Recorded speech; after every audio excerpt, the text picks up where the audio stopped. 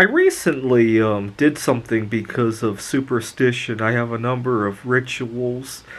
A few years ago, actually, over a decade ago, I was getting ready to travel and move out of my family's home to go pursue my PhD in Rochester, New York. And I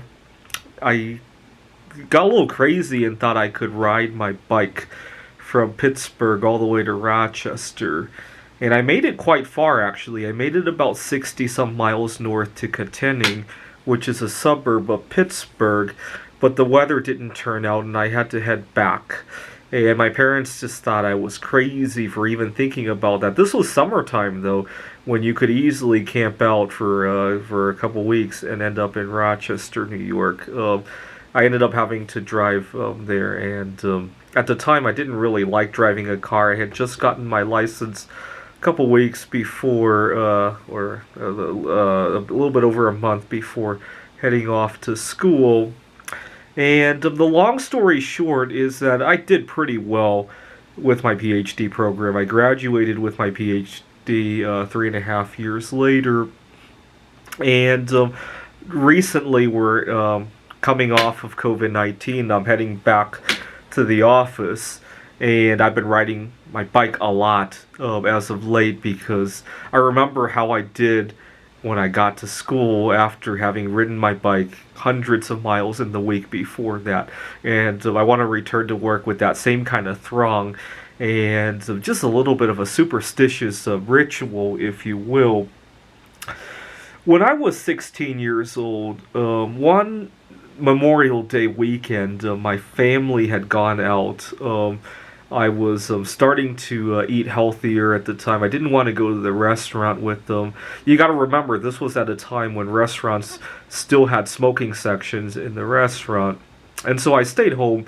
My parents went out to eat, and I was bored and lonely at my parents' home, and I turned on the stereo really loudly and rocked the house. It was Memorial Day. It wasn't a big deal.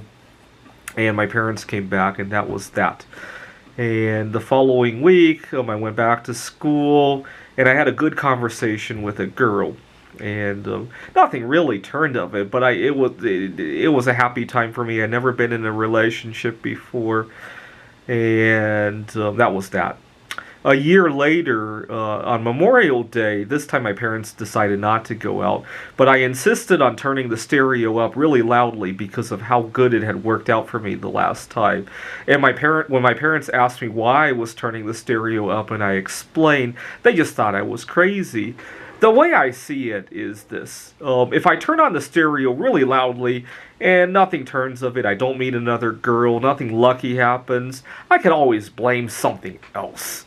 You know, if I don't turn up the stereo loudly and I don't meet that girl or I don't get good grades in school, I'll always wonder, I'll always wonder and regret, maybe I should have turned on that stereo last Memorial Day, right? I just don't want to have that regret.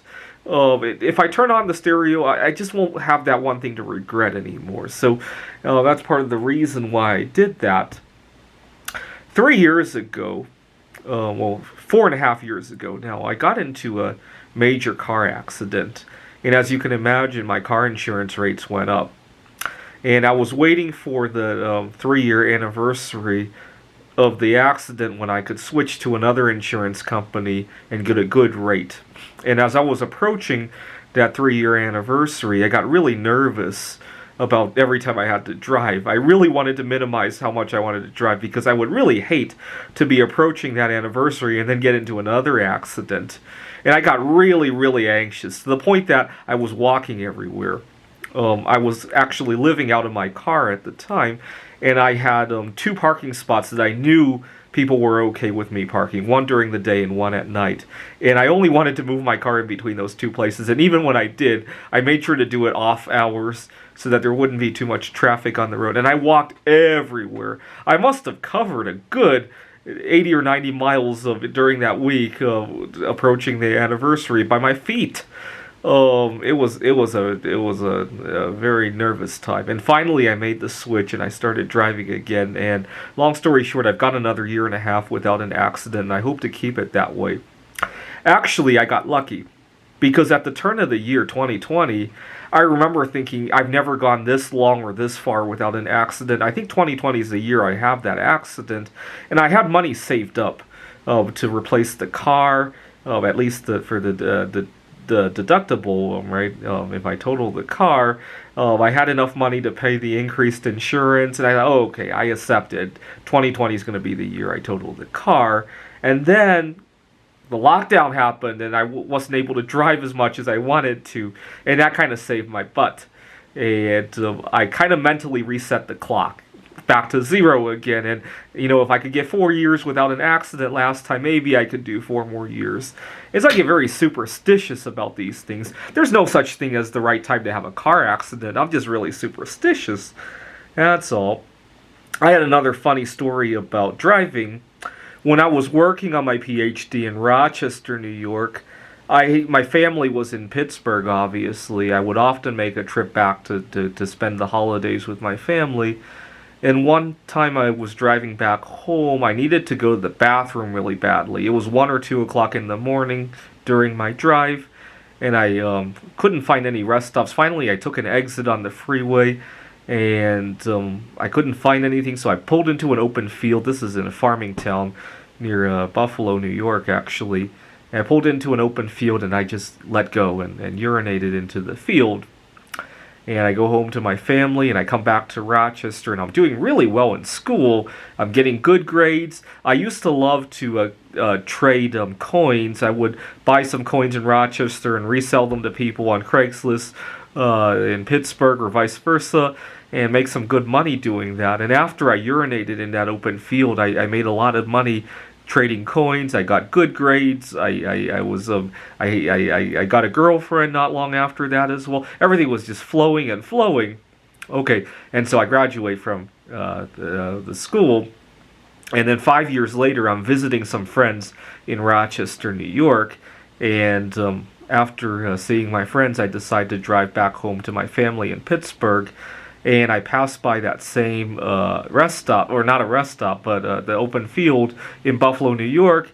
And I didn't really need to urinate that badly the second time, but I remembered how much good luck it had brought me when I urinated there. And so I pull out to that exit, I go to that cornfield again, and I urinate. And not long after that, I win my first gold medal at the Computer Olympiad conference.